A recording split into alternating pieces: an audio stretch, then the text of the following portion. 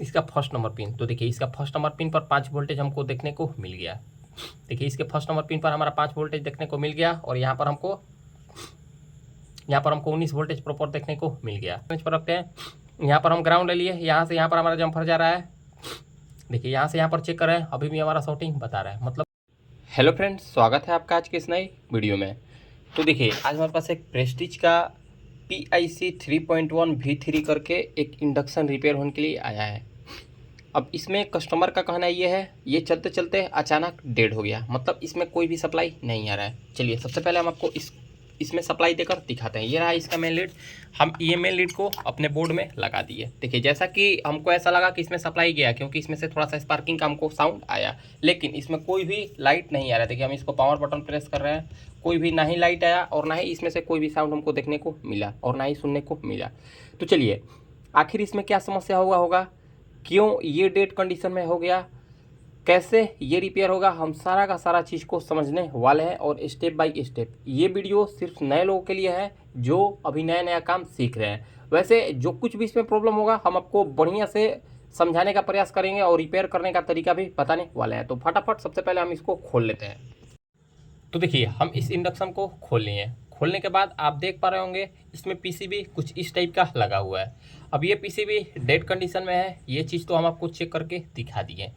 अब ये कैसे रिपेयर होगा, क्या खराबी है, किस तरीक़े से उस खराबी को हम खुद से निकालें, अब इस चीज़ को हम आपको सबसे पहले समझाते हैं। उस चीज़ को समझने के लिए सबसे पहले इसका सारा का सारा कनेक्टर को बाहर निकाल लेना। वैसे तो हम सारा का सारा कनेक्टर को बाहर निकाल ही लिए थे। अब चलिए इसके बाद आपको इस PCB को बाहर निकाल लेना है। देखिए जैसा कि हम इस PCB को बाहर निकाल लिए। देखिए ये जो PCB है ये प्रेस्टीज का बहुत सारा मॉडल में लगता है, सिर्फ इस माइक्रो IC का सॉफ्टवेयर चेंज होता है। इसको आप कीपैड में भी आप इसी PCB को देखे होंगे, टच पैनल में भी आपको आप इसी PCB को भी देखे होंगे। तो चलिए उससे हमको कोई मतलब नहीं है। सबसे पहले PCB को रिपेयर करने के लिए आपको इसमें फिजिकली चीज़ देख लेना है, क्या इसमें कोई फिजिकली गंदा चीज़ या फिर जला हुआ चीज़ देखने को मिल रहा है या फिर नहीं। तो देखिए वैसा तो कुछ हमको चीज़ देखने को नहीं मिल रहा है और इसका फ्यूज भी ओके है। आप देख पा रहे होंगे इसका फ्यूज भी प्रॉपर ओके है, फ्यूज भी इसका जला हुआ नहीं है। जैसा कि हम आपको बताएं, हम जैसे ही यानी कि इसका मेन लीड को हम बोर्ड में लगाए हैं तो इसमें से थोड़ा सा हमको स्पार्किंग का साउंड सुनने को मिला है। उससे हम ये श्योर हो गए कि इसमें सप्लाई ही जा रहा होगा। और देखिए वैसे ही इसमें फ्यूज नहीं मारा है, मतलब कि इसमें सप्लाई कहीं ना कहीं जा रहा था। उसके बाद आप इसमें देखिए कोई भी जला हुआ कुछ भी पार्ट्स देखने को नहीं मिल रहा है, तो उससे कोई मतलब नहीं है। अब देखिए जैसा कि आप देख पा रहे होंगे इसका फ्यूज नहीं जला है, तो फ्यूज नहीं जला है इसका मतलब कि इसका IGBT सही ही होगा, क्योंकि जब भी आपका फ्यूज उड़ेगा तो समझ लीजिए कि ज़्यादातर चांस में आपका IGBT उड़ा हुआ ही होगा। तो खैर उससे कोई मतलब नहीं है। देखिए इस चीज़ को चेक करने के लिए, इस IGBT को चेक करने के लिए सबसे पहले आपको मीटर को डायोड रेंज पर रख लेना है। डायोड रेंज या फिर आप कंटिन्यूटी रेंज पर रख सकते हैं। उसके बाद आप मीटर को इस तरीके से चेक कर ले। देखिए यहाँ पर कोई शॉर्टिंग नहीं बता रहा है, यहाँ पर 400 के समथिंग रीडिंग देखने को मिलना चाहिए। 458 के समथिंग हमको रीडिंग देखने को मिल रहा है, जो कि प्रॉपर सही है, मतलब कि इसका IGBT सही है, फ्यूज सही है। हम इसमें 2 चीज़ चेक कर लिए हैं। अब देखिए तीसरा चीज़ इसमें क्या खराब होता है। तीसरा इसमें एक आपको 22 ओम या फिर यहाँ पर 51 ओम का रेजिस्टेंस देखने को मिल रहा होगा। मोस्ट कॉमन चीज़ यही इस PCB में खराब होता है। ये IGBT, यहाँ पर फ्यूज उड़ता है, यहाँ पर 51 ओम का रेजिस्टेंस उड़ जाता है। ये कुछ चीज़ें जो है ज़्यादातर खराब होती है। तो चलिए हम आपको उस चीज़ को भी चेक कराते हैं, इस रेजिस्टेंस को भी एक बार चेक करा देते हैं। तो देखिए यहाँ पर 50 ओम वैल्यू दिखा रहा है, जो कि प्रॉपर सही है, मतलब कि हमारा रेजिस्टेंस भी सही है। अब चलिए अब इस चीज़ को समझ लिए कि इसमें ये पार्ट सही है, IGBT सही है, फ्यूज सही है, 51 ओम या फिर 21 ओम का रेजिस्टेंस भी सही है। अब चलिए अब इसमें क्या चेक करना है, सारा का सारा जो ज़्यादा मतलब खराबी होता है उस चीज़ को तो हम चेक कर लिए। अब आपको सबसे पहले इसके कैपेसिटर पर, यहाँ पर आपको एक कैपेसिटर देखने को मिल रहा होगा, यहाँ पर आपको एक कैपेसिटर देखने को मिल रहा होगा। 4.7 450 वोल्ट का यहाँ पर कैपेसिटर लगा हुआ होता है। तो हम इस कैपेसिटर पर एक बार वोल्टेज को चेक कर लेंगे, यहाँ पर हमको वोल्टेज देखने को मिल रहा है या फिर नहीं। अगर यहाँ पर हमारा वोल्टेज देखने को मिलेगा तो उसके बाद यही वोल्टेज इस IC में जाता है। देखिए इसमें IC लगा हुआ है AP, इसमें AP 8012 करके IC लगा हुआ है। अब यही सप्लाई यहाँ पर 250 से 350 के बीच में इस कैपेसिटर से IC पर वोल्टेज आता है। यही वोल्टेज इसके यानी कि इस आईसी पर जाने के बाद इस ट्रांसफार्मर से स्विचिंग करके ये आईसी और ट्रांसफार्मर से स्विचिंग करके इसमें से 12 वोल्ट यानी कि 18 वोल्ट और 10 वोल्टेज आउट होता है। वही 18 वोल्टेज हमारा पंखी के लिए जाता है और 10 वोल्ट यहाँ पर आपको एक 7805 आईसी देखने को मिल रहा होगा। हम आपको दिखाने का प्रयास करते हैं इसमें कहाँ पर लगा हुआ है वो 7805। तो देखिए यहाँ पर एक 7805 आईसी देखने को मिल रहा होगा, रेगुलेटर आईसी देखने को मिल रहा होगा 78L05। इस 78L05 पर जाता है वो 10 वोल्ट। वो 10 वोल्ट ये 7805 उसको 10 वोल्ट को 5 वोल्ट में कन्वर्ट करता है। तो सबसे पहले हमको क्या चेक करना है, सबसे पहले इस कैपेसिटर का वोल्टेज चेक कर लेना है। अगर कैपेसिटर का हमारा वोल्टेज सही है तो हम इस आईसी वोल्टेज हमारा आउट कर रहा है या फिर नहीं, 18 वोल्टेज और 5 वोल्ट, इस चीज़ को चेक कर लेना है। तो चलिए स्टेप बाय स्टेप हम चीज़ों को समझते हैं, क्योंकि जब तक हम इस चीज़ को नहीं समझ पाएंगे तब तक हम किसी भी पीसीबी को रिपेयर नहीं कर पाएंगे। हम देखिए मीटर को अपना डायोड रेंज पर रख दिए, डीसी रेंज पर रख दिए, डायोड रेंज हम बोल रहे हैं। डीसी रेंज पर रखने के बाद देखिए हम इसमें सप्लाई को दे दिए। अब सप्लाई देने के बाद सबसे पहले हम आपको इसका एक बार एसी वोल्टेज चेक करा देते हैं, क्या इसमें एसी वोल्टेज आ रहा है या फिर नहीं। तो देखिए यहाँ पर हमको एसी वोल्टेज कितना देखने को मिल रहा है। तो देखिए यहाँ पर 174 के समथिंग हमको एसी वोल्टेज देखने को मिल रहा है, जो कि प्रॉपर सही है। थोड़ा सा वोल्टेज हमारे पास कम है, उससे कोई मतलब नहीं है। अब मीटर को हम डीसी रेंज पर कर दिए। अब सीधा हम क्या चेक करेंगे, ना ही ये रेजिस्टेंस हमारा सही है, एसी यानी कि फ्यूज भी सही है, रेजिस्टेंस भी 21 ओम का सही है। तो हम सीधा यहाँ पर ये जो 4.7 450 वोल्ट का ये कैपेसिटर लगा हुआ है, सीधा इस कैपेसिटर पर ही हम वोल्टेज को चेक कर लेते हैं, क्या यहाँ पर हमको वोल्टेज देखने को मिल रहा है या फिर नहीं। तो देखिए इस कैपेसिटर पर हमको 225 226 के समथिंग वोल्टेज देखने को मिल रहा है, जो कि सही है, क्योंकि हमारा इनपुट वोल्टेज कम है 175 के समथिंग। तो ये 90 वोल्टेज 100 वोल्टेज थोड़ा सा वोल्टेज को बूस्ट करता है कैपेसिटर। तो देखिए यहाँ पर 225 230 के समथिंग वोल्टेज देखने को मिल रहा है, जो कि प्रॉपर सही है। अब देखिए ये वोल्टेज हमारा आ गया। अब ये वोल्टेज जब हमारा आ गया तो हम इसमें से सप्लाई को निकाल देते हैं। यहाँ पर जब हमको कैपेसिटर पर वोल्टेज देखने को मिल गया, अब इसको थोड़ा सा हम डिस्चार्ज कर लेते हैं। देखिए डिस्चार्ज हो गया। अब ये वोल्टेज आपको कहाँ चेक करना है, देखिए यहाँ पर ये जो फैन का जैक लगा हुआ है, इस फैन के जैक पर आपको 18 वोल्टेज को चेक कर लेना है।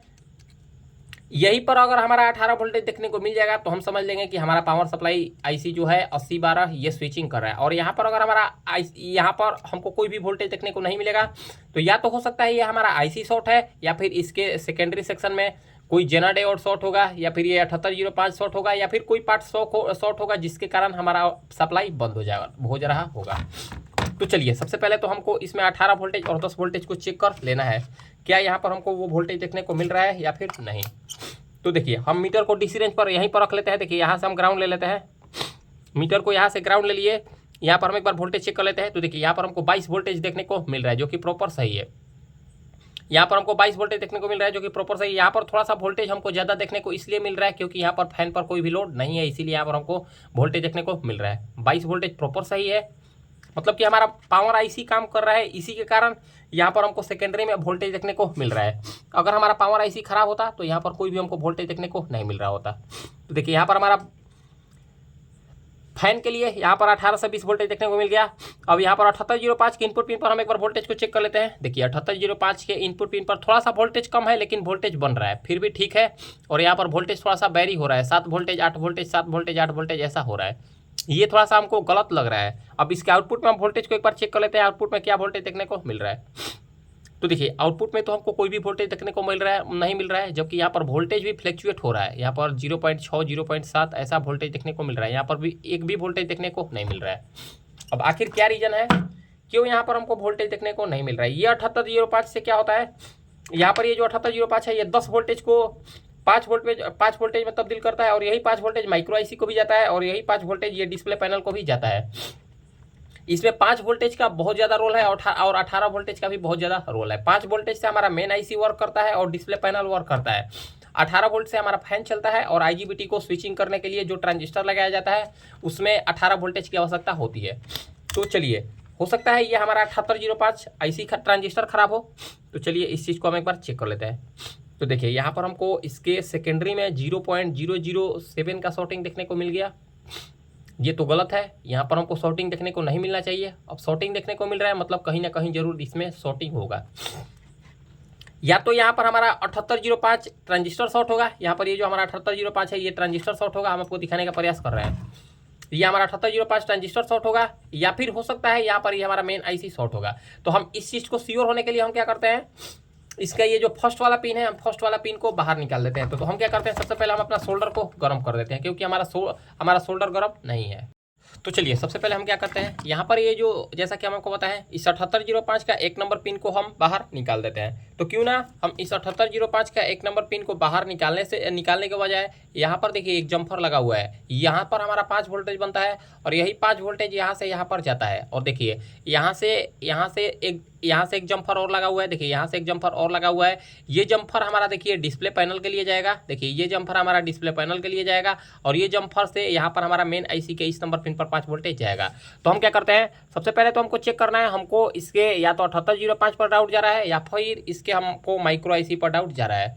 तो हम क्या करते हैं, सबसे पहले यहाँ पर इसका ये जो जम्फर है, आप चाहे तो इस आईसी को निकाल कर भी देख सकते हैं। वैसे आईसी कम ही खराब होता है, किसी किसी केस में आपको आईसी खराब देखने को मिल सकता है।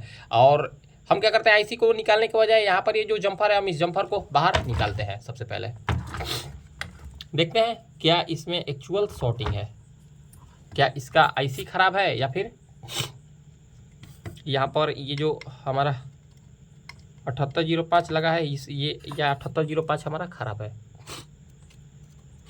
सबसे पहले तो हम इसको बाहर निकालते हैं बढ़िया से। थोड़ा सा फ्रेंड्स सर्दी के कारण आवाज़ बढ़िया से नहीं निकल रहा है, तो थोड़ा सर्दी के कारण दिक्कत हो रहा है। लेकिन देखिए हम इस जम्फर को बाहर निकाल दिए, देखिए हम इस जम्फर को बाहर निकाल दिए। ये जम्फर ये 5 वोल्टेज को यहाँ से यहाँ पर ये 5 वोल्टेज को हमारा पहुँचा रहा था। अब चलिए अगर हमारा 7805 सही होगा, देखिए थोड़ा सा अपना कैमरा को जूम कर लेते हैं। देखिए अगर अब हमारा 7805 सही होगा तो यहाँ पर हमारा 5 वोल्टेज बनने लगेगा, और अगर हमारा 7805 खराब होगा तो यहाँ पर हमारा 5 वोल्टेज नहीं बनेगा। तो हम क्या करते हैं, सबसे पहले लाइन देने से पहले वहाँ पर देखिए जब हमारा ये जम्फर लगा हुआ था तो इस 7805 की स्क्रीन पर हमारा शॉर्टिंग बता रहा था। देखिए अब हमारा शॉर्टिंग गायब हो गया, देखिए यहाँ पर अब हमारा शॉर्टिंग गायब हो गया, जबकि उस टाइम हमारा शॉर्टिंग बता रहा था। मतलब कि इसमें कहीं ना कहीं हमको ऐसा लग रहा है कि इसका मेन आईसी खराब हो गया है। अब एक बार इसका वोल्टेज को भी चेक कर लेते हैं। ये हो गया इसका ग्राउंड पिन और ये हो गया हमारा इसका फर्स्ट नंबर पिन। तो देखिए इसका फर्स्ट नंबर पिन पर 5 वोल्टेज हमको देखने को मिल गया। देखिए इसके फर्स्ट नंबर पिन पर हमारा 5 वोल्टेज देखने को मिल गया और यहाँ पर हमको 19 वोल्टेज प्रॉपर देखने को मिल गया। 5 वोल्टेज भी हमारा बनने लगा और 19 वोल्टेज भी बनने लगा, जबकि ये जम्फर हमारा लगा हुआ था तो 5 वोल्टेज हमारा ड्रॉप हो रहा था। मतलब इसमें कहीं ना कहीं हमारा शॉर्टिंग इस मेन आईसी से है। तो देखिए फिर से हम एक बार मीटर को डायोड रेंज पर रखते हैं। यहाँ पर हम ग्राउंड ले लिए, यहाँ से यहाँ पर हमारा जम्फर जा रहा है। देखिए यहाँ से यहाँ पर चेक करें, अभी भी हमारा शॉर्टिंग बता रहा है, मतलब कि मेन आईसी इसका ख़राब है। तो हम क्या करते हैं, एक बार इस मेन आईसी को भी बाहर निकाल लेते हैं। देखिए मेन आईसी को भी हम इसमें से देखिए बाहर निकालिए, ये रहा इसका मेन आईसी। अब मेन आईसी तो श्योर ख़राब है, हम अपने अनुभव के हिसाब से देख लिए। फिर से मीटर को डायोड रेंज पर रखते हैं। डायोड रेंज पर रखने के बाद यहाँ पर अब शॉर्टिंग को चेक करते हैं। देखिए यहाँ पर अब हमारा शॉर्टिंग गायब हो गया, यहाँ पर अब हमारा शॉर्टिंग प्रॉपर गायब हो गया। यहाँ पर भी हमारा शॉर्टिंग आ रहा था, यहाँ पर भी शॉर्टिंग हमारा गायब हो गया। जैसे ही हम इस आईसी को निकाले यहाँ पर हमारा शॉर्टिंग गायब हो गया। मतलब कि यहाँ पर ये जो हमारा मेन आईसी लगा हुआ है, इसमें देखिए ये मेन आईसी हमारा ब्लैंक है, जो कि प्रेस्टीज जैसा कंपनी में भी ये आईसी हमारा ब्लैंक आ रहा है। अब आखिर क्यों आ रहा है, अब भगवान जाने। अब ये आईसी तो मार्केट में मिलना बहुत मुश्किल है, मतलब कि ये इंडक्शन अब रिपेयर होने लायक नहीं है। ये इंडक्शन अब तभी रिपेयर हो पाएगा जब आपके पास इस तरीका का कोई स्क्रैप पीसीबी हो, तभी ये हमारा इंडक्शन रिपेयर हो पाएगा। फिलहाल अभी हमारे पास कोई भी इस तरीका का मेन आईसी नहीं है, तो हम क्या करेंगे, हम थोड़ा सा कस्टमर से टाइम ले लेंगे। अगर हमारे पास ऐसा आईसी मिल जाता है तो ठीक है, अन्यथा हम इसमें नया बोर्ड को डालकर दे देंगे। तो देखिए हमारा वीडियो बनाने का मकसद ऐसा था कि आप इस तरीका का केस को देखकर आप बेचैन न हो, आप स्टेप बाय स्टेप इस तरीका से चेक करें, आपको फॉल्ट का पता जरूर मिल जाएगा। तो आपको हमारा ये जानकारी कैसा लगा? अगर आपको हमारा ये जानकारी अच्छा लगा हो तो वीडियो को लाइक करें, कमेंट करें और हमारे चैनल को सब्सक्राइब जरूर करें।